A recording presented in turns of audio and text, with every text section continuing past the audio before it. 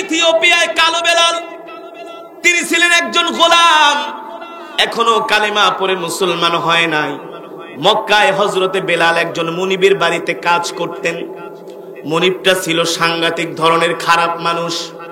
হযরতে বেলালের একদিন শরীরে প্রচন্ড জ্বর, অনেক অসুস্থ।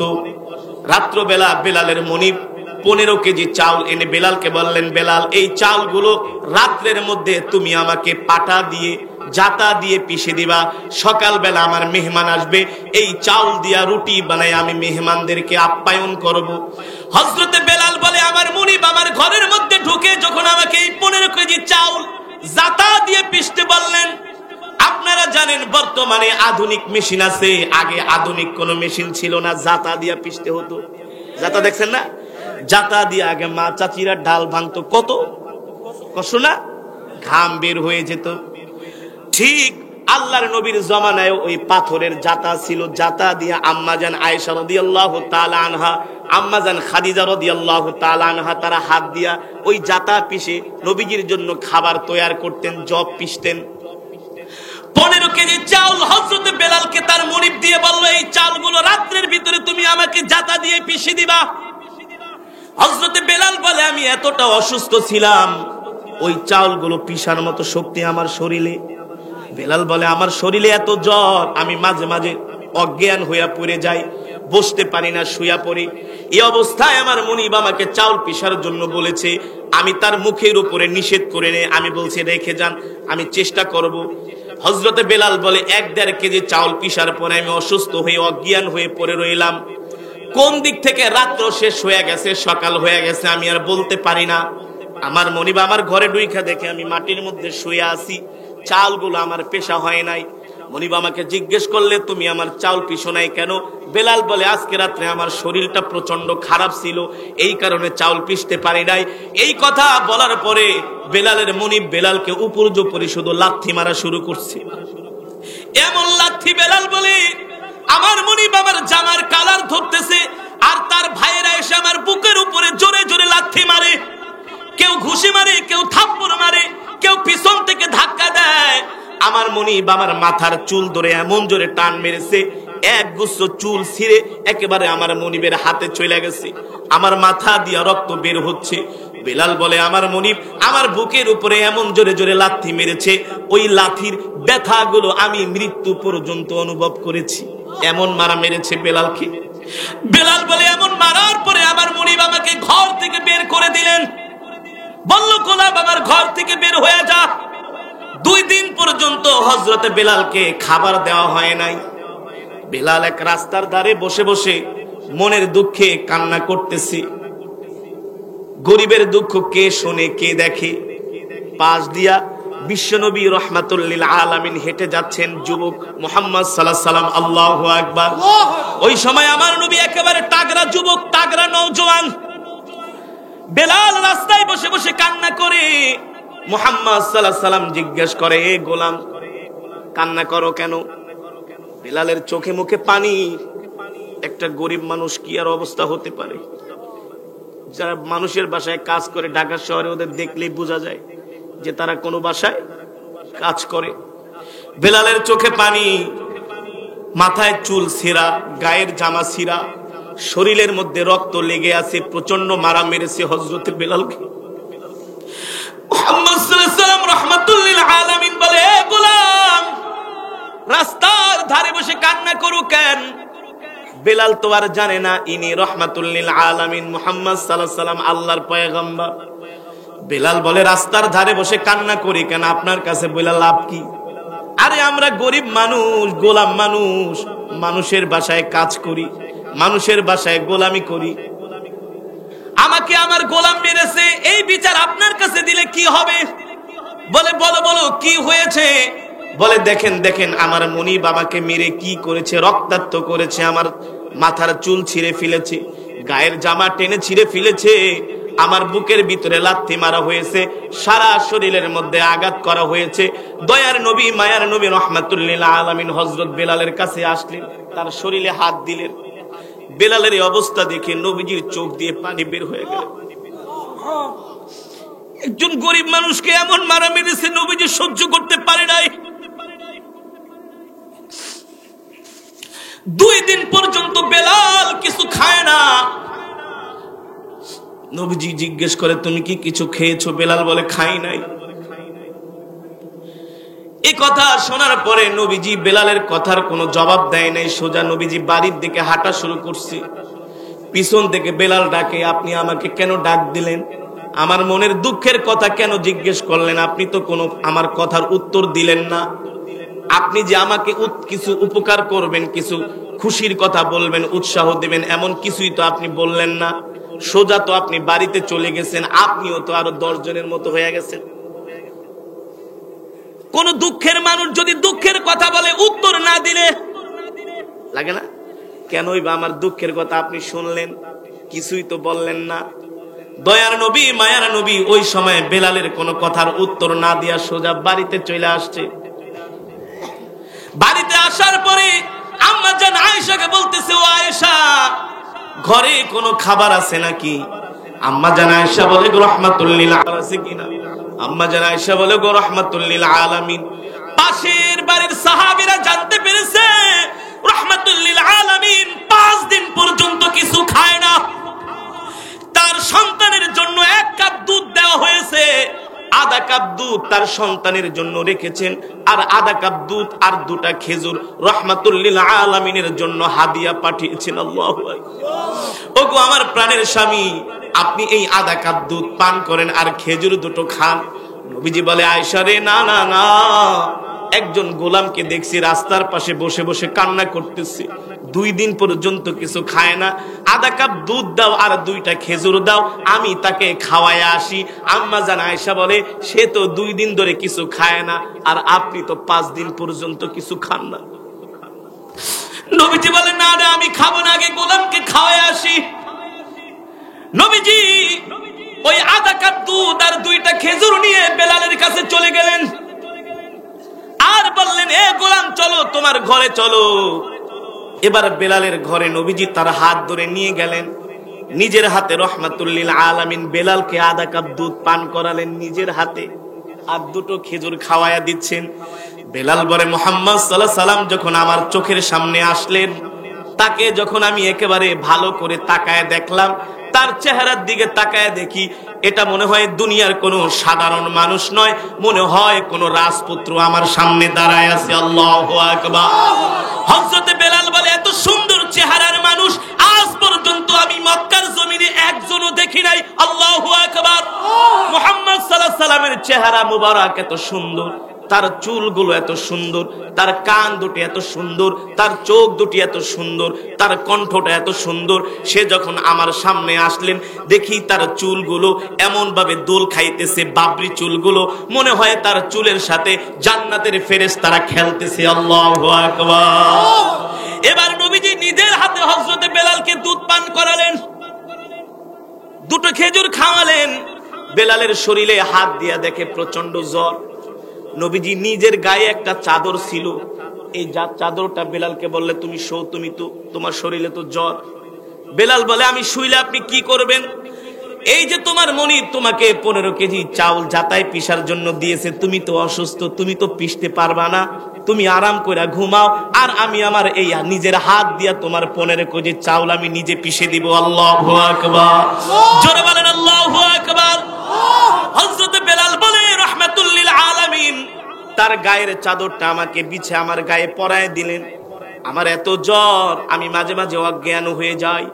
বেলাল বলে, নবীজি যে চাদরটা আমার গায়ে পরায় দিলেন, তার চাদরটা মাঝে মাঝে একটু ছিঁড়া ছিল, ফুটা ছিল। বেলাল বলে, আমার যখন জ্বর একটু কমে যায়, আমি মাঝে মাঝে তাকায় দেখি ওই চাদরের ফুটা দিয়া মুহাম্মদ সাল্লাল্লাহু আলাইহি সাল্লাম নিজের হাত দিয়া জাতা পিষতেছে। কোনদিন নবীজি এত কষ্টের কাজ করে নাই। বেলাল বলে, খোদার কসম করে বলি, মুহাম্মদ সাল্লাল্লাহু আলাইহি সাল্লাম এত কষ্ট করতেছে, তার মুখের দিকে তাকায় দেখি কোনো ক্লান্তির ছাপ নাই। দেখি তিনি মুস্কি মুস্কি হাসতেছেন, আর তার দাঁতের 2 ফাঁক দিয়া দাঁত থেকে নূর আলো বের হচ্ছে। ওই আলো ঘরের ওয়ালে যায়। বেলাল বলে, ওই আলো আমার চেহারায় লাগতেছে। আল্লাহু আকবার। দেখি মুহাম্মদ সাল্লাল্লাহু আলাইহি সাল্লাম যে হাত দিয়া জাতা পিষতেছেন, তার শরীর থেকে প্রতিটা লোম থেকে ঘাম বের হচ্ছে। এক একটা ঘামের ফোঁটা মনে হয় দুনিয়ার মানুষের কোনো ঘাম নয়, এগুলো প্রতিটা মুক্তা দানার মতো মনে হচ্ছে। আল্লাহু আকবার। আর তার শরীর থেকে এমন ঘ্রাণ বের হচ্ছে, এত সুন্দর ঘ্রাণ আমি দুনিয়ার জমিনে কোনোদিন পাই নাই। আল্লাহু আকবার। হযরত বেলাল বলে, এটা দুনিয়ার কোনো ঘ্রাণ নয়, আমার কাছে মনে হয় আল্লাহর জান্নাতের খুশবু বের হচ্ছে। আল্লাহু আকবার। বেলাল বলে, আমি চাদরের ফুটা দিয়া দেখি মুহাম্মদ সাল্লাল্লাহু আলাইহি সাল্লাম নিজের হাত দিয়া জাতা পিষতেছে, পিষতে পিষতে নবীজির হাত ঠোসকা পড়ে গেছে, ঠোসকা পড়ে গেছে। সারাটা রাত্র নিজে নবীজির হাত দিয়া ওই জাতা পিষার কারণে ঠোসকাটা গলে একেবারে নবীজির হাত থেকে রক্ত বের হচ্ছে। যেই জাতা নবীজির হাত দিয়া পিষেছেন, ওই জাতাটা এখনো পর্যন্ত তুরস্কের জাদুঘরে আছে। ওসমানীয় খেলাফতের সময় ওসমানী খলিফারা তারা ওই জাতাটা নিয়ে তুরস্কের জাদুঘরে রেখেছেন। ওই জাতাটা দেখলে এখনো মনে হয় মুহাম্মদ সাল্লাল্লাহু আলাইহি সাল্লামের তাজা রক্তগুলো ওই জাতার মধ্যে লেগে আছে। আল্লাহু আকবার। জোরে বলেন আল্লাহু আকবার। হযরত বেলাল বলে, আমি ওই চাদরের ফুটা দিয়া তাকাই দেখি নবীজির হাত রক্তাক্ত হয়ে গেছে। নবীজি এবার ওই হাত দিয়া জাতা পিষতে পারে না, মুখের দাঁত কামড় দিয়া জাতা পিষতেছে। বেলাল বলে, একবারের জন্য মুহাম্মদ সাল্লাল্লাহু আলাইহি সাল্লাম আমাকে ডাক দেয় নাই। আল্লাহু আকবার। এই কারণেই তো আল্লাহ কোরআনে বলছেন, ওয়া মা আরসালনাকা ইল্লা রাহমাতাল লিল আলামিন। ওগো নবী, আমি আপনাকে দুনিয়ার জমিনে সমগ্র বিশ্ববাসীর জন্য রহমত স্বরূপ প্রেরণ করেছি। আল্লাহু আকবার। অন্য আয়াতে আল্লাহ বলেছেন, লাকাদ জাআকুম রাসূলুম মিন আনফুসিকুম আজিজুন আলাইহি মা আনিতুম হারিসুন আলাইকুম বিল মুমিনিনা রাউফুর রহিম। ও দুনিয়ার মানুষ, তোমাদের মধ্য থেকে আমি তোমাদের জন্য এমন একজন রাসূল পাঠিয়েছি, এমন একজন নবী পাঠিয়েছি, এমন একজন পয়গম্বর পাঠিয়েছি, যেই নবী কিনা তার জীবনের চাইতেও তোমাদেরকে বেশি ভালোবাসে। আল্লাহু আকবার। তোমরা যদি কষ্ট পাও, তোমাদের নবীও কষ্ট পায়। আল্লাহু আকবার। আমরা যদি কষ্ট পাই, আমাদের নবীও কষ্ট পায়। বলেছেন কে? জোরে বলেন কে? আল্লাহর কথার মধ্যে কোনো সন্দেহ আছে নাকি? এই কারণেই তো হযরতে বেলালকে নবীজি ঘুম পাড়ায়া নিজের হাত দিয়া জাতা পিষতেছে। একবারের জন্য ডাক দেয় নাই, একবারের জন্য। বেলাল বলে, আমি চাদরের ফুটা দিয়া তাকায় দেখি মুহাম্মদ সাল্লাল্লাহু আলাইহি সাল্লামের হাত দুইটা রক্তাক্ত হয়ে গেছে। এবার তিনি হাত দিয়া জাতা ঘুরাইতে পারে না, দাঁত দিয়া কামড় দিয়া জাতা ঘুরায়। হযরতে বেলাল বলে, এই অবস্থা দেখে আমি আর সহ্য করতে পারলাম না। বেলাল বলে, আমি এবার শোয়া থেকে একেবারে বসে পড়লাম। আর বেলাল বলে, আমি যায়া মুহাম্মদ সাল্লাল্লাহু আলাইহি সাল্লামের হাত দুইটা জড়ায় ধরলাম। দেখি নবীজির শরীর মুবারক, হাত মুবারকে একেবারে রক্ত ভরে গেছে। বেলাল যে নবীজির হাত দুইটা ধরে একটা চুমা দিয়া বলে, ও সত্যি করে বলেন, কি আপনার পরিচয়, কোথায় আপনার বাড়ি, কোথায় আপনার ঘর? আরে আপনার মতো এত সুন্দর চেহারার মানুষ, আমি একজন গোলাম। এই গোলামের জন্য আপনি কেনই বা আপনার ঘুম হারাম কইরা আপনি আমার চাউল পিষা দিবেন? কি আপনার দরকার, কি আপনার এমন ঠেকা? আরে আমি তো একজন সাধারণ গোলাম। শুধু আমি গোলাম না, আমার বাবাও গোলাম, আমার দাদাও গোলাম। একজন জাত গোলামের জন্য আপনার মতো এত সুন্দর চেহারার মানুষ দেখলে তো মনে হয় না আপনি সাধারণ কোনো পরিবারের, দেখলে তো মনে হয় না আপনি সাধারণ কোনো ঘরের মানুষ। এমন কিছু সুন্দর চেহারার মানুষ এই সমাজের মধ্যেও আছে, যাদেরকে দেখলে মনে হয় না সাধারণ ঘরের। আছে কি আছে না? এত সুন্দর আখলাক ব্যবহার আছে কি আছে না? হযরত বেলাল বলে, আপনার সুন্দর চেহারা দেখে আমি পাগল হয়ে গেছি। আপনাকে দেখলে মনে হয় না আপনি দুনিয়ার কোনো সাধারণ মানুষ। আপনার শরীর থেকে এত ঘ্রাণ, আপনার চেহারার দিকে তাকাইলে দুনিয়ার সব কিছু ভুলে যায়। আপনার কণ্ঠ এত সুন্দর, আপনার বিনয়তা, আপনার ভদ্রতা, আপনার দয়া মায়া আমাকে আকৃষ্ট করেছে। এত বছর যাবত এই মক্কার জমিনে আমি মানুষের গোলামি করি। আজকে আপনি আমাকে যেই ভালোবাসা দেখিয়েছেন, যেই আদর করেছেন, যেই মায়া করেছেন, আজ পর্যন্ত মক্কার জমিনে কোনো মানুষ এত করে আমাকে মায়া করে নাই। ঠিক কিনা বলেন? আরে মায়া করবে কিভাবে? আমার নবী তো রাহমাতুল লিল আলামিন, দয়ার সাগর, মায়ার সাগর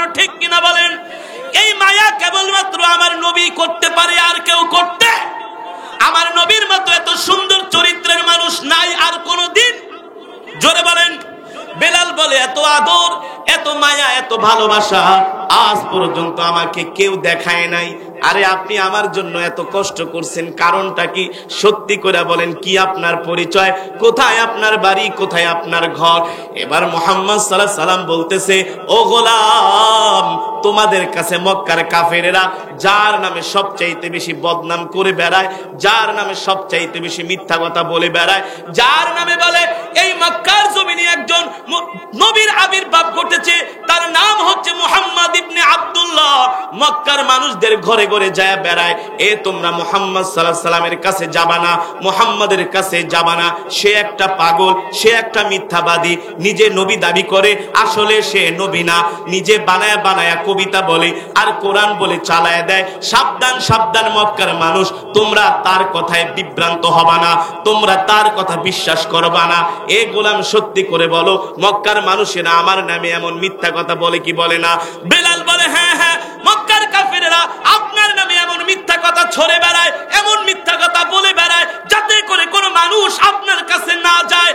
এবার মুহাম্মদ সাল্লাল্লাহু আলাইহি সাল্লাম বলে, ও বেলাল, যার ভয়ে তোমরা সবচাইতে বেশি ভয় পাও, যার নামে মক্কার কাফেরেরা সবচাইতে বেশি মিথ্যা কথা বলে, আমি হচ্ছি সেই আল্লাহর পয়গম্বর মুহাম্মদ সাল্লাল্লাহু আলাইহি সাল্লাম। আল্লাহু আকবার। হযরত বেলাল নবীজির হাত মুবারক ধরে বলেন, ওগো আল্লাহর নবী, আপনার ব্যবহার, আপনার আখলাক, আপনার বিনয়তা, আপনার ভদ্রতা, আপনার আদর, আপনার মায়া, আপনার ব্যবহার দেখে আমি বেলাল সাক্ষী দিলাম, আপনি দুনিয়ার সাধারণ মানুষ নন, আপনি হচ্ছেন আল্লাহর পয়গম্বর, এর মধ্যে কোনো সন্দেহ নাই। এই মক্কার যেই কাফেরেরা আপনার নামে মিথ্যা কথা বলে, তারাই হচ্ছে মিথ্যাবাদী, তারাই হচ্ছে ধোঁকাবাজ, আপনি হচ্ছেন আল্লাহর নবী, এতে কোনো সন্দেহ নাই। আমি আপনার হাত ধরে বললাম, আপনি এই মুহূর্তে আমাকে কালেমা পড়ে মুসলমান বানায়া দেন। আল্লাহু আকবার। হযরত বেলাল কালেমা পড়ে মুসলমান হয়ে গেলেন। সেই সময় থেকে হযরত বেলাল ইসলাম গ্রহণ করলেন। ও মুসলমান, এই মক্কার জমিনে আল্লাহর নবী কাফেরদের সাথে এমন সুন্দর আচরণ করেছেন, এমন সুন্দর ব্যবহার করেছেন, মক্কার কাফেরেরা আমার নবীকে মক্কায় থাকতে দেয় নাই। নবীজি মক্কা থেকে হিজরত করে মদিনায় চলে গেছেন। শেষ পর্যন্ত মক্কার কাফেরদের মাঝে ঝগড়া লেগে গেছে। একদল আরেক দলকে বলে, হায় রে মুহাম্মদ সাল্লাল্লাহু আলাইহি সাল্লাম এত ভালো মানুষ, তার মতো মানুষটাকে আমরা মক্কায় থাকতে দিলাম না। মানুষের সাথে কত সুন্দর আচরণ করে, মানুষের সাথে কত সুন্দর ব্যবহার করে, কত বিনয়ের সাথে কথা বলে, আমাদের কাজকর্ম করে, আমাদের উপকার করে, আমাদের অর্থগুলো তার কাছে আমরা আমানত রাখি। সে কোনোদিন মানুষের সাথে একটা মুখ কালা করে কথা বলে নাই, মানুষের মনে কোনোদিন কষ্ট দেয় নাই। শেষ পর্যন্ত মক্কার কাফেরদের মাঝে ঝগড়া লেগে যায়। আগে মুহাম্মদ সাল্লাল্লাহু আলাইহি সাল্লাম তাদের ঝগড়াগুলো মীমাংসা করে দিতেন। নবীজি মক্কা থেকে হিজরত করে মদিনায় চলে গেলেন। এখন কাফেরদের মাঝে ঝগড়া লাগে, কেউ আর মীমাংসা করে দেয় না। মক্কার কাফেররাই একজন আরেকজনকে বলতে থাকে, আমরা মুহাম্মদ সাল্লাল্লাহু আলাইহি সাল্লামের যতই বিরোধিতা করি না কেন, মুহাম্মদ সাল্লাল্লাহু আলাইহি সাল্লামের মতো এত ভালো মানুষ, এত সুন্দর চরিত্রের মানুষ, উত্তম চরিত্রের মানুষ এই মক্কার জমিনে দ্বিতীয় জন খুঁজে পাওয়া যাবে না। আল্লাহু আকবার। ও মুসলমান, সেই নবী আল্লাহ তাআলা আমাদেরকে দান করেছেন। আল্লাহ কোরআনের মধ্যে বলেছেন, মা কানা মুহাম্মাদুন আবা আহাদিম মির রিজালিকুম ওয়ালাকিন রাসূলুল্লাহি ওয়া খাতামান নাবিয়্যিন। ও নবী, আমি আপনাকে দুনিয়ার জমিনে শেষ নবী হিসাবে পাঠাইছি। আপনার পরে আর কোন নবী আসবে না, আপনার পরে আর কোন পয়গম্বর আসবে না। এই কারণে আল্লাহ রাব্বুল আলামিন কোরআনে মাজিদের মধ্যে বলেছেন, কুল ইন কুনতুম তুহিব্বুনাল্লাহ ফাত্তাবিউনি ইউহিব্বুকুমুল্লাহ ওয়া ইয়াগফির লাকুম যুনুবাকুম ওয়াল্লাহু গফুরুর রহিম। ও নবী, দুনিয়ার মানুষদেরকে বলে দেন, তারা যদি আল্লাহর ভালোবাসা পেতে চায়, তাহলে সর্বপ্রথম মুহাম্মদ সাল্লাল্লাহু আলাইহি সাল্লামকে ভালোবাসতে হবে। ঠিক কিনা বলেন? আমরা আল্লাহর নবীকে ভালোবাসবো, এটা মুখে মুখে নয়। আল্লাহর নবীকে ভালোবাসতে হবে নবীজির সুন্নতের মাধ্যমে। ঠিক কিনা বলেন? কিসের মাধ্যমে? সুন্নতের মাধ্যমে। আজকে মুহাম্মদ সাল্লাল্লাহু আলাইহি সাল্লামের সুন্নতগুলো আমাদের মাঝে খুঁজে পাওয়া যায় না। এক সাহাবী এসে বলেন, ওগো আল্লাহর নবী, আপনি আমাকে কিছু নসিহত করেন যাতে আমি সহজেই জান্নাতে যেতে পারি। নবীজি ওই সাহাবীকে 3টা নসিহত করলেন। কয়টা? জোরে বলেন, কয়টা? এই 3টা নসিহত আমি আপনাদেরকে শুধু সাহাবীদের জন্য নসিহত নয়, এই নসিহত আমাদের জন্য নসিহত, এই বয়ান আমাদের জন্য, ঠিক কিনা বলেন? এক নম্বরে নবীজি বললেন আফসুস সালাম। এক মুসলমান আর এক মুসলমানকে সালাম দিবে, কি করবে? বেশি বেশি করে সালাম দিবে। আজকে আমাদের সমাজে সালাম নাই, আমরা এক মুসলমান আর এক মুসলমানকে সালাম দেই না, ঠিক কিনা বলেন? দ্বিতীয় নম্বরে নবীজি বলেছেন ও আতঈমুত তাআম, ক্ষুধার্তদেরকে খাবার দিবা, অনাহারীদেরকে খাবার দিবা, এতিমের মাল ভক্ষণ করবা না। আজকে তো আমরা এতিমের মাল লুণ্ঠন করি, ঠিক কিনা বলেন? ক্ষুধার্তদেরকে আমরা খাবার দেই না। এই করোনা আইসা বুঝায় দিয়া গেছে আমাদের দেশের মানুষ কত নাম্বার চোর। কি আমরা জানি? তেলের খনি পাওয়া যায় সৌদি আরবে, মধ্যপ্রাচ্যে, মাটির নিচে, আর আমাদের দেশে করোনার সময় তেলের খনি পাওয়া গেছে খাটের নিচে। কিসের নিচে? সরকার করোনার সময় জনগণদেরকে চাউল দিয়েছে, গম দিয়েছে, তেল দিয়েছে, সেগুলো চুরি করেছে, ঠিক কিনা বলেন? অথচ নবীজি বলেছেন ও আতঈমুত তাআম, ক্ষুধার্তদেরকে খাবার দিবা। তৃতীয় নম্বরে নবীজি বলেছেন সাল্লু বিল্লাইলি ওয়ান নাসি নিয়াম, রাতের বেলা মানুষ যখন ঘুমায় থাকে, গভীর রাতে ওইটা কিছু নামাজ পড়বা, কয়েক রাকাত নামাজ পড়বা। গভীর রাতে ওইটা যদি তাহাজ্জুদের নামাজ পড়তে পারো, মানুষকে সালাম দিতে পারো, ক্ষুধার্তদেরকে খাওয়াতে পারো, এই তিনটা আমল যদি করা যায়, আল্লাহ তাআলা বিনা হিসাবে জান্নাতের ফয়সালা করে দিবে, ঠিক কিনা বলেন? নবীজির কাছে যে এক সাহাবী বিচার দিয়েছেন, ওগো নবী, এই মুগীরা আপনাকে গালি দিয়েছে। রাহমাতুল লিল আলামিন বলে, মুগীরা যদি আমাকে গালি দিয়ে থাকে, মুগীরার জন্মের মধ্যে সমস্যা আছে। মুগীরা চেতা পুরা ফায়ার। মুগীরা শোনার পরে চেতে ফায়ার হয়ে গেছে, আমি এত বড় নেতা, মুহাম্মদ আমাকে বলেছে আমার জন্মে নাকি সমস্যা আছে, মানতে পারে নাই। আরে এত বড় নেতার নামে যদি কেউ অপবাদ দেয়, মানতে পারে না। মুগীরাও ছিলেন কুরাইশদের নেতা। কি ছিলেন? চেতে গিয়েছে, নবীজিকে গালি দিয়েছে। মুগীরা সাহাবীরা এসে বিচার দিয়েছে, ওগো রাহমাতুল লিল আলামিন, মুগীরা আপনাকে গালি দিয়েছে। রাহমাতুল লিল আলামিন বলে, মুগীরার জন্মের ঠিক নাই, ওর জন্মে সমস্যা আছে। মুগীরা দৌড়ে বাড়িতে চলে গেছে। ও আম্মা জান, আমি মুহাম্মদ সাল্লাল্লাহু আলাইহি সাল্লামকে একটা গালি দিয়েছি। এই গালি শোনার পরে মুহাম্মদ সাল্লাল্লাহু আলাইহি সাল্লাম বলছে আমার নাকি জন্মে সমস্যা আছে।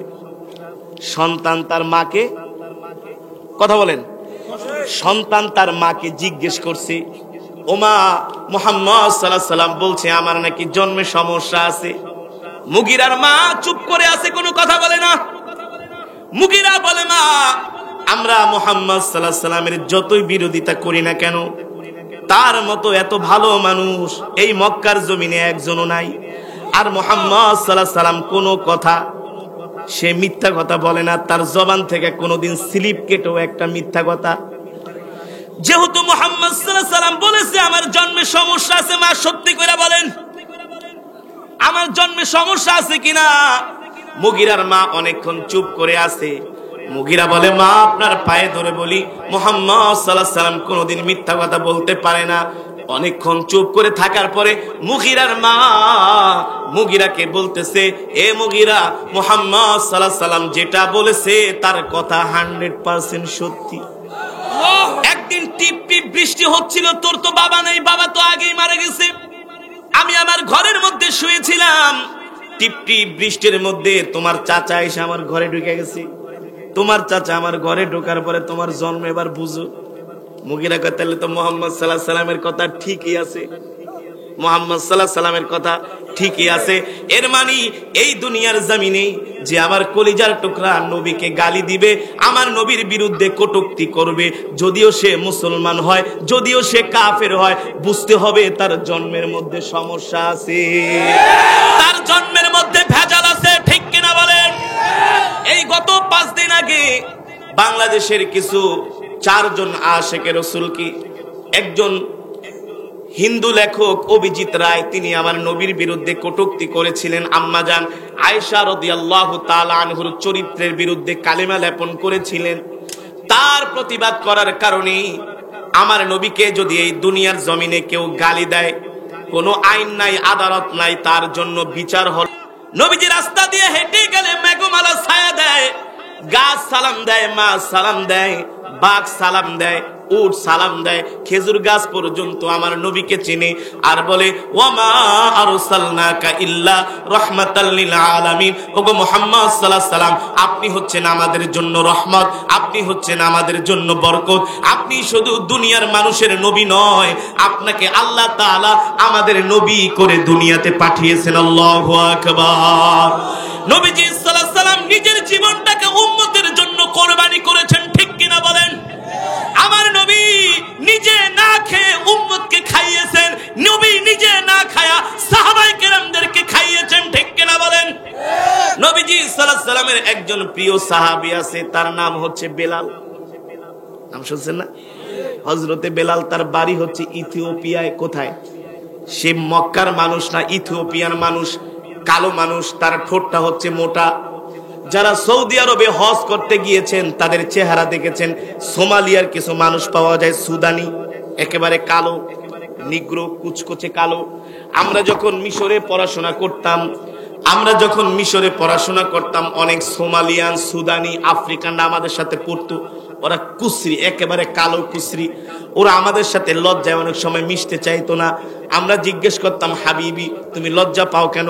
বলে তোরা একটু সাদা আর আমরা একেবারে কালো, আমাদের নিজেদের কাছে লজ্জা লাগে তোদের সাথে মিশতে। আমরা বলতাম, খোদার কসম করে বলি, কে কালো কে সাদা, কে ধনী কে গরিব, এটা আল্লাহ দেখবে না, আল্লাহ দেখবে কোন বান্দা কতটুকুন আল্লাহকে ভালোবাসে, ঠিক কিনা বলি? আল্লাহ দেখে বান্দার তাকওয়া। এই দুনো হবে।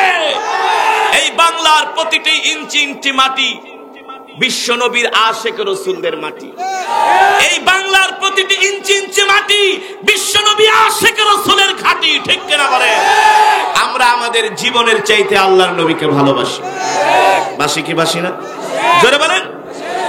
এই জীবনের চাইতে যদি মুহাম্মদ সাল্লাল্লাহু আলাইহি সাল্লামকে যদি ভালোবাসা না যায়, কখনো আমরা মুমিন হতে পারবো না, ইমানদার হতে পারবো না, ঠিক কিনা বলেন? ও যুবক, ও মুসলমান, খোদার কসম করে বলি, যারা এই ভর দুপুরে ওয়াজ মাহফিলে আসে, যারা ভর দুপুরে ওয়াজ মাহফিলে আসে, এই দিনগুলো হাসরের মাঠে তাদের পক্ষে সাক্ষী দিবে। আল্লাহু আকবার বলেন। যখন তাদের জন্য জাহান্নামের ফয়সালা হয়ে যাবে, এই দিবসগুলো বলবে, আল্লাহ ও মালিক, আমি দিব সাক্ষী, আপনার এই বান্দার দুনিয়াবি অনেক কাজ ছিল, কৃষি কাজ ছিল, ব্যবসায়ী কাজ ছিল, লেনদেন ছিল, অনেক রকমের ঝায় ঝামেলা ছিল। তারা সব কিছু বাদ দিয়ে ভর দুপুরে একজন কোরআনের হাফেজের জবানে, কোরআনের কারির জবানে, আপনার জবানের কালাম শোনার জন্য তারা সবকিছু ফেলে গিয়েছে। ও মাবুদ, আমি এই দিবস সাক্ষী, আপনার বান্দাদেরকে আপনি মাফ করে দেন। আল্লাহু আকবার বলেন। আর যদি আল্লাহু আকবার বলেন। মুসলমান, আপনার আমার নবী কলিজার টুকরা, বিশ্ব নবী রহমাতুল্লিল, বিশ্ব নবী রহমাতুল্লিল। আমি একটি আয়াতে কারিমা তেলাওয়াত করেছি। এই আয়াতের মধ্যে আল্লাহ বলছেন, ওয়ামা আরসালনাকা ইল্লা রাহমাতাল লিল আলামিন। ওগো নবী, আপনি হচ্ছেন সমগ্র বিশ্ববাসীর জন্য রহমত। এই অশান্ত পৃথিবীতে গুম, খুন, ধর্ষণ, হত্যা, ক্ষমতার দাপট, এই পৃথিবীতে যদি শান্তি প্রতিষ্ঠা করতে হয়, মুহাম্মদ সাল্লাল্লাহু আলাইহি সাল্লামের আদর্শ ছাড়া, তার আখলাক ছাড়া এই পৃথিবীর জমিনে শান্তি প্রতিষ্ঠা করা সম্ভব? জোরে বলেন। কোনোদিনই সম্ভব নয়। আমার নবীর 63 বছর জিন্দেগিতে কেউ বলতে পারবে না মুহাম্মদ সাল্লাল্লাহু আলাইহি সাল্লামের কোনো আচরণে কোনো মানুষ কষ্ট পেয়েছে। বিধর্মীরাও বলতে পারবে না, ঠিক কিনা বলেন? কিভাবে বলবে?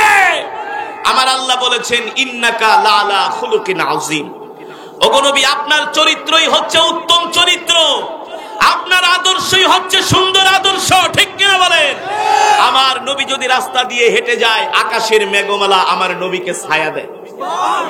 আমার নবী পাথরের উপরে হেঁটে যায়, পাথর আমার নবীর সম্মানে শক্ত পাথর তুলার মতো নরম হয়ে যায়। আমার নবী রাস্তা দিয়ে হেঁটে যায়, পাথর দেখে আমার নবীকে সালাম দেয়। আমার নবী রাস্তা দিয়ে হেঁটে যায়, উট আমার নবীকে দেখে বলে, আসসালামু আলাইকা ইয়া রাসূলুল্লাহ। নবীজি বলে, উট তুমি আমাকে কিভাবে চিনো? উট বলে, কেন চিনবো না, আপনি তো শুধু মানুষের নবী না, আপনি আমারও নবী। আরো জোরে বলেন সুবহানাল্লাহ। মৃত গাছের নিচে আমার নবী বসে, নবীজির শরীর মোবারক সাথে লাগার সাথে সাথে মৃত গাছ জীবিত হয়ে যায়। আল্লাহু আকবার। আমার নবীর জন্য খেজুর গাছ পর্যন্ত ক্রন্দন করে, কান্না করে। আল্লাহু আকবার। আমার নবীকে দেখে জঙ্গলের সাপও আমার নবীর জন্য অপেক্ষা করে। ওগো মুহাম্মদ সাল্লাল্লাহু আলাইহি সাল্লাম, আপনার খেদমত করার জন্য আমি অপেক্ষা করছি। আল্লাহু আকবার। ওমা আরসালনাকা ইল্লা রাহমাতাল লিল আলামিন। আমার নবী শুধু মানুষের নবী না, আমার নবী গাছের নবী, মাছের নবী, বাঘের নবী, সাপের নবী। এই পৃথিবীর জমিনে যত মাখলুকাত আল্লাহ সৃষ্টি করেছেন, সব মাখলুকাতের নবী করে আল্লাহ আমার নবীকে দুনিয়াতে পাঠিয়েছেন। আমার নবী হিন্দুদের নবী, বৌদ্ধদের নবী, খ্রিস্টানদের নবী, সারা পৃথিবীর নবী।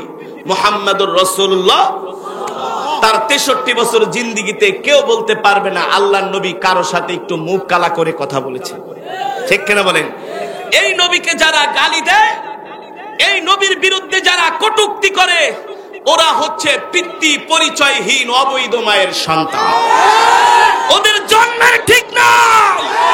এমন রহমতের নবীকে কেউ গালি দিতে পারে? এইচ মাইকেল হার্ট, একজন খ্রিস্টানদের লেখক, খ্রিস্টান লেখক এইচ মাইকেল হার্ট, মুসলমান নয়, একজন খ্রিস্টান। তিনি 100 মনীষীর একটি জীবনী লিখেছেন, 1000 মনীষীর একটি জীবনী লিখেছেন।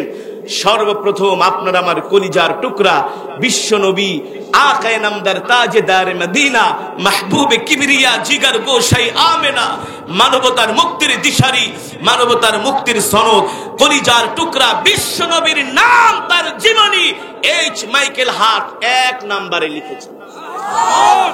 তাকে প্রশ্ন করা হয়েছে সাংবাদিকরা, পৃথিবীতে তো আরো কত মনীষী আছে, সক্রেটিস আছে, এই আছে, সেই আছে, নীল আমস্ট্রং আছে, কত বড় বড় আরো বড় বড় দার্শনিক আছে, কবি আছে, সাহিত্যিক আছে, আপনি মুহাম্মদ সাল্লাল্লাহু আলাইহি সাল্লামের জীবনীটা 1 নম্বরে কেন লিখলেন?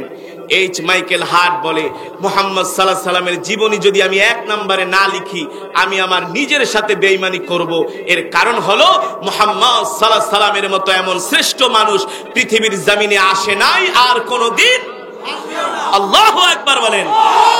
এই কারণে আল্লাহ বলেছেন, ইন্নাকা লাআলা খুলুকিন আযীম। ওগো নবী, আপনার চরিত্র হচ্ছে সুন্দরতম চরিত্র। আল্লাহু আকবার। কেউ যদি আমার নবীকে গালি দেয়, বুঝতে হবে তার সমস্যা।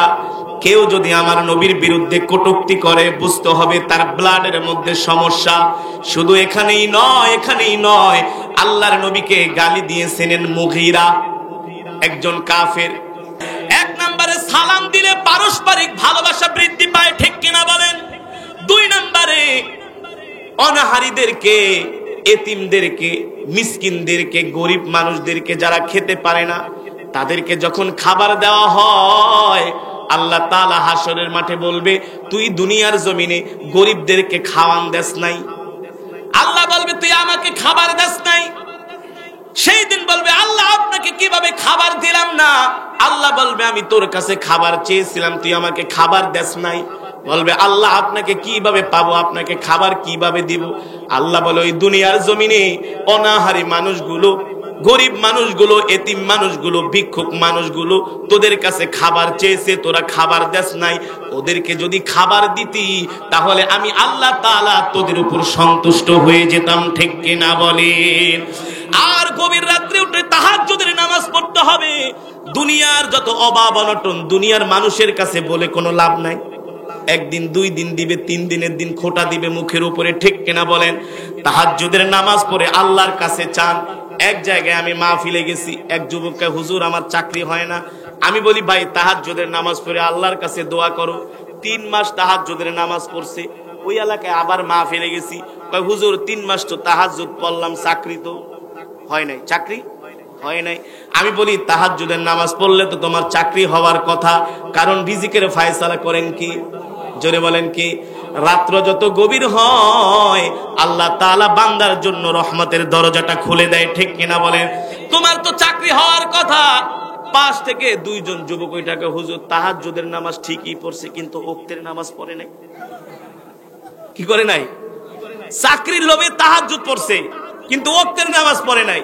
ওক্তিয়া নামাজ না পড়া তাহাজ্জুদ পড়লে কোনো লাভ হবে? জোরে বলেন, কোনো লাভ হবে? কোনো লাভ হবে না। এখানে অনেক মানুষ আছে জোহরের নামাজ না পড়ে ওয়াজ শুনতে আসে, কি আছে না? ওয়াজ কোনোটা মিস করে না। হুজুর এই বছর 41টা ওয়াজ শুনছি। কয়টা? এই যে আব্দুল্লাহ ভাই ব্রাহ্মণবাড়িয়াতে থাকে, ওয়াজ দেয় কি 15 দিন ব্যাপী, 20 দিন ব্যাপী। আমাকে এত ওয়াজ দেওয়ার দরকার? হুজুর কোয়েন না, এটা 61তম ওয়াজ। কয় 60তম? 105তম ওয়াজ। কয় এই ওয়াজের সভাপতি ছিল আমার দাদার বাপ। আমাকে হেডে কই, এটা শেষ। তারপরে এসে দাদা বাবা, এখন আমরা। আমাকে এত ওয়াজ দেশ, মুখের ভিতরে দিন নবীজির সুন্নত নাই, ওখানার কথা কয়টা বুঝেন নাই? এত ওয়াজ দেশ, রাসূলের সুন্নতি দাঁড়িয়ে তোর মুখে নাই। তুই 61 বছর কেন 61,000 বছর ওয়াজ করাইলে কোনো লাভ নাই। আছে লাভ? আছে? কোনো লাভ নাই। ওয়াজ দিয়া যদি তোমার নিজের মধ্যে পরিবর্তন না হয়, রাসূলের সুন্নাত যদি তুমি মানতে না পারো, এই ওয়াজ কইরা কোনো লাভ নাই। নবীজির সুন্নত মানতে হবে, ঠিক কিনা বলেন? যারা ওয়াজ করাবে অবশ্যই আগে তাদের রাসূলের সুন্নতগুলোকে মানতে হবে, ঠিক কিনা বলেন? যারা ওয়াজ করাবে, যারা মসজিদ কমিটির দায়িত্বে থাকবে, সভাপতি, সেক্রেটারি, তাদের জন্য বাধ্যতামূলক 5 ওয়াক্ত নামাজ জামাতের সাথে পড়তেই হবে। বাংলাদেশের এখন মসজিদগুলোতে সভাপতি, সেক্রেটারি সপ্তাহে একবার আসে মসজিদে। সপ্তাহে খুঁজে পাওয়া যায় না, বছরে একবার আসে ঈদের নামাজে। শুধু ওই ঈদের দিন টুপি পাঞ্জাবি একটা কিনা আতর উতর লাগায়া সামনের কাতারে বসে। কিছু টাকা পয়সা আছে, কি আছে? কিছু টাকা পয়সা আছে, আয়া বয়া মাদুরি ঠাদুরি করে জায়গার বছরে খবর নেই। এই হচ্ছে আমাদের অবস্থা, ঠিক কিনা বলেন? ওয়াজ দিনের বেলা ওয়াজ শুনতে আসছেন, অনেক কোরবানি করে আসছেন, দুপুরে খানও নাই। কিন্তু এই ওয়াজ শোনার পরে বাড়িতে কি নিয়ে যাবেন? বাড়িতে নিয়ে যাবেন আফসুস সালাম, মানুষদেরকে সালাম দিতে হবে। ওয়া আতঈমুত তাআম, গরিব মানুষের উপরে অত্যাচার করা যাবে না, তাদেরকে খাওয়াতে হবে। রাতের বেলা উঠা তাহাজ্জুদের নামাজ পড়তে হবে। 5 ওয়াক্ত নামাজ আগে পড়বেন, তারপরে তাহাজ্জুদ। যদি 5 ওয়াক্ত পড়া যদি তাহাজ্জুদ পড়তে না পারেন কোনো সমস্যা নাই, কিন্তু 5টা ওয়াক্ত নামাজ টাইম টু টাইম পড়তে হবে, ঠিক কিনা বলেন? ইসলাম মেনে চলতে হবে। আল্লাহ নবী আমাদের যে নির্দেশগুলো দিয়েছেন সেই নির্দেশগুলো পালন করতে হবে।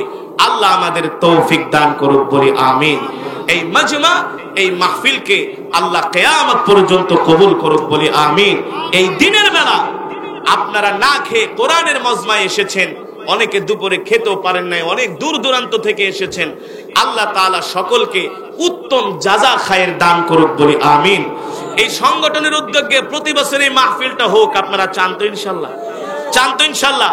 কে কে চান হাত উঠান। নারায়ে তাকবীর, নারায়ে তাকবীর। হাত নামান, আল্লাহ কবুল করুক।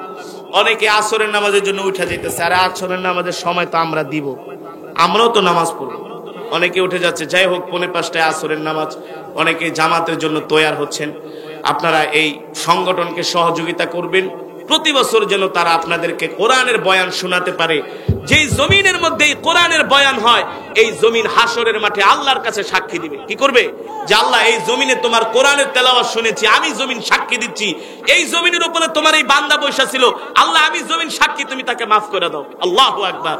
জমিন সেদিন আমাদের পক্ষে সাক্ষী দিবে। এ কারণে ওয়াজ মাহফিলে আমরা আসব, দ্বীনি মাহফিলে আমরা আসব, 5 ওয়াক্ত নামাজ জামাতের সাথে পড়ব। আল্লাহ আমাদের তৌফিক দান করুক, বলে আমিন।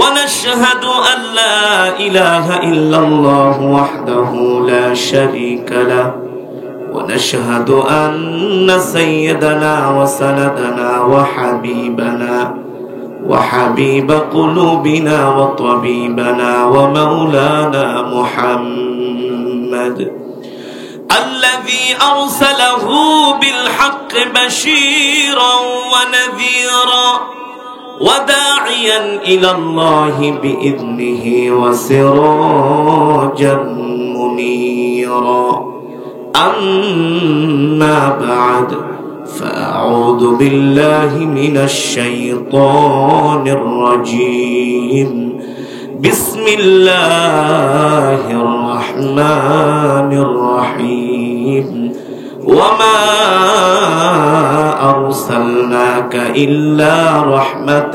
للعالمين فقد قال الله تعالى إن الله ওয়া মালাইকাতাহু ইউসাল্লুনা আলান নবী ইয়া আইয়ুহাল্লাযীনা আমানু সাল্লু আলাইহি ওয়া সাল্লিমু তাসলিমা। নামাজের দুরূদ পড়ি মুহাব্বতে। আল্লাহুম্মা সাল্লি আলা মুহাম্মদ। পড়েন মুহাব্বতে। এই কিসেতে মাইক নেই? মাইকের সাউন্ড বাড়ান। হ্যাঁ, কানে লাগবে।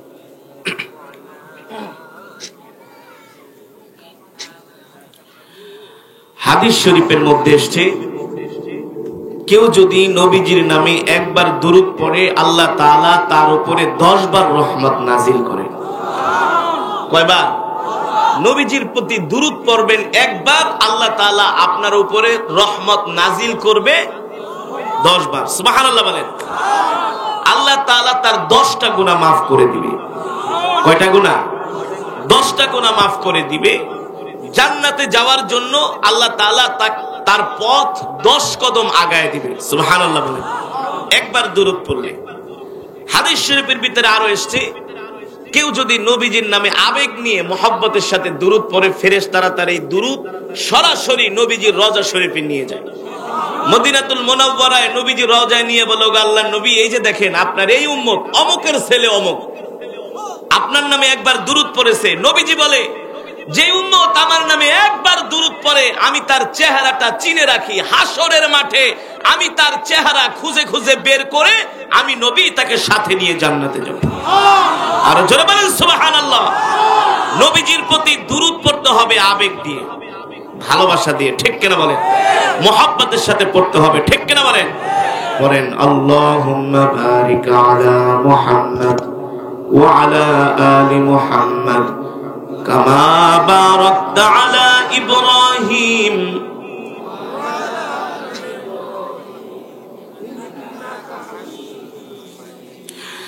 ইশকে महबूबे खुदा जिस दिल में हासिल नहीं, लाखों मोमिन हो मगर ईमान में कामिल नहीं। बलागल उला बिकमालिही कशफत दुजा बिजमालिही हसनत जमीवा।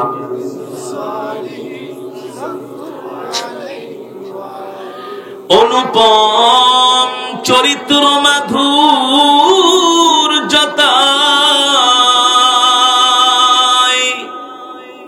রয়েছে দৃষ্টান্ত যার,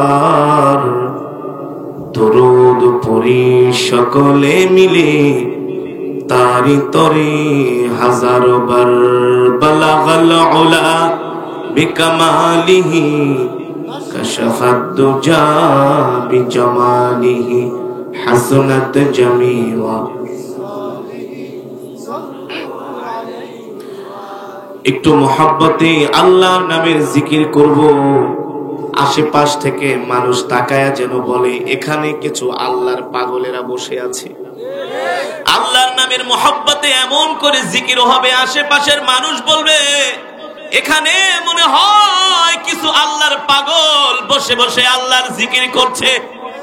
তারা আমাদের সম্বন্ধে এমন মন্তব্য করবে, এই পাগলদের দুনিয়ায় কোনো খায়া দায়া কাজ নাই। দেখো পাগলেরা দুনিয়ার কাজ বাদ দিয়া আল্লাহর মুহাব্বতে বৈশা বৈশা জিকির করতেছে, ঠিক কিনা বলেন? আসুন সেই মাওলায়ে পাকের নামে এই ভর দুপুরে হৃদয়ের আবেগ দিয়ে আল্লাহর নামের জিকির করি। লা ইলাহা, আরো জোরে, আরো জোরে।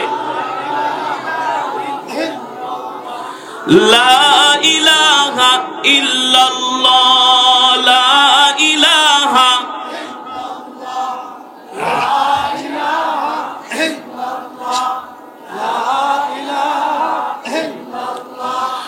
লা ইলাহা ইল্লাল্লাহ, লা ইলাহা,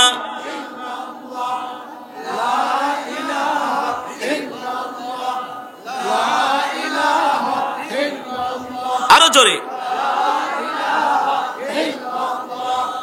লা ইলাহা ইল্লাল্লাহ, লা ইলাহা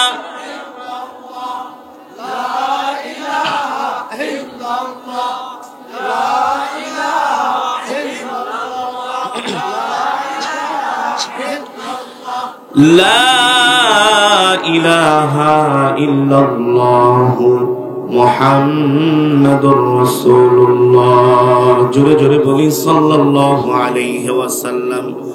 আলহামদুলিল্লাহ, সেই মহান আল্লাহ সুবহানাহু ওয়া তাআলার দরবারে লাখ কোটি শুকরিয়া, যে মহান আল্লাহ সুবহানাহু ওয়া তাআলা কানকাটি পূর্বপাড়া জিকরজোড়া পশ্চিমপাড়া নূরে মদিনা ইসলামিয়া যুব সংঘের উদ্যোগে দ্বিতীয় বার্ষিক এক বিরাট আজিম ও শান ইসলামী মহাসম্মেলন, উক্ত সম্মেলনের মান্যবর শ্রদ্ধাভাজন সভাপতি, প্রধান অতিথি, আইম্মায়ে মাসাজিদ, দিগার হযরতে উলামায়ে কেরাম, তলাবায়ে ইলম, দূর দূরান্ত থেকে আগত দিন প্রিয়, ইসলাম প্রিয় আমার কলিজার টুকরা যুবক বন্ধুরা, বৃদ্ধ বাবারা, পর্দার অন্তরালে সম্মানিত মা ও বোনেরা, সেই মহান আল্লাহ সুবহানাহু ওয়া তাআলার দরবারে লাখ কোটি শুকর, যে মহান আল্লাহ সুবহানাহু ওয়া তাআলা আজকের এই দিনে এই ভর দুপুরে কোরআনের মজমা জান্নাতের বাগানে আল্লাহ তাআলা আমাদেরকে আসার বসার তৌফিক দিয়েছেন, সুযোগ করে দিয়েছেন। এজন্য আমরা শুকরিয়াতান আদায় করি, জোরে সোরে বলি আলহামদুলিল্লাহ। এই ভর দুপুরে আমরা কোরআনের মজমায় এসেছি একমাত্র আল্লাহকে সন্তুষ্ট করার জন্য, ঠিক কিনা বলেন? এই জমিন কার? আরো জোরে বলেন, জমিন কার? এই জমিন আল্লাহর, বিধান চলবে আল্লাহর, ঠিক কিনা বলেন? জমিন যার, হুকুম চলবে তার। আল্লাহর জমিনে মানব রচিত কোন বিধান চলতে পারে না, চলতে দেওয়া যায় না, ঠিক কিনা বলেন?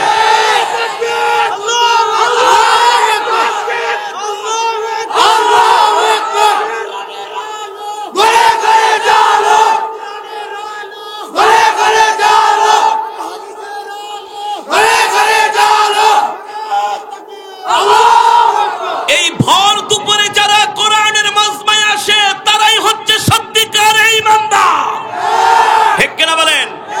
আল্লাহর নবী যখন সাহাবায়ে কেরামদেরকে ডাক দিয়েছেন, ও সাহাবীরা, এক যুদ্ধ থেকে এসেছে, এখনো যুদ্ধের তরবারির আঘাতের ঘা শুকায় নাই। কি করে নাই?